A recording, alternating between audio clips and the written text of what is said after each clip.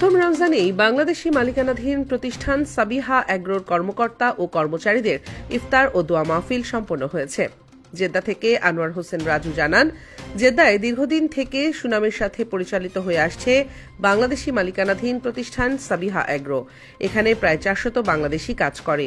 প্রতি বছরের ন্যায় এবারও প্রথম রমজানেই সাবিহা অ্যাগ্রোর স্বত্বাধিকারী ও নোয়াখালী জেলার সোনাইমুড়ি উপজেলার কৃতি সন্তান মোহাম্মদ স্বপন তার সকল কর্মকর্তা কর্মচারী ও অন্যান্য ব্যবসায়ী বন্ধু বান্ধব এবং শুভানুধ্যায়ীদের সৌজন্যে ইফতারের মাহফিলের আয়োজন করেন।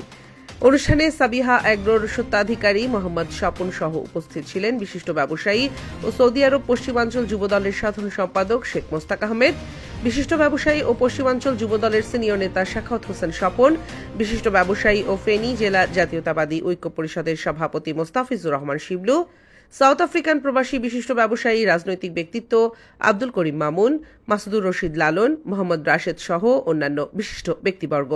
এ সময় মোহাম্মদ স্বপন বলেন, আমরা 11 মাস অত্যন্ত কঠোর পরিশ্রমের মাধ্যমে ব্যবসা পরিচালনা করে থাকি। মাহে রমজানে ব্যবসার পাশাপাশি ইবাদতের মাধ্যমে আল্লাহর নৈকট্য লাভের চেষ্টা করি। আমার প্রতিষ্ঠানে যারা কাজ করে তাদেরকে সবসময় আমার পরিবারেরই অংশ মনে করি আমি। তাই রমজান মাসে আমরা সকলে একসাথে ইফতার ও সেহরি করার মাধ্যমে সবাই মিলে মিশে চেষ্টা করি মহান আল্লাহকে রাজি খুশি করার। নোয়াখালী টিভি, বৃহত্তর নোয়াখালীর প্রতি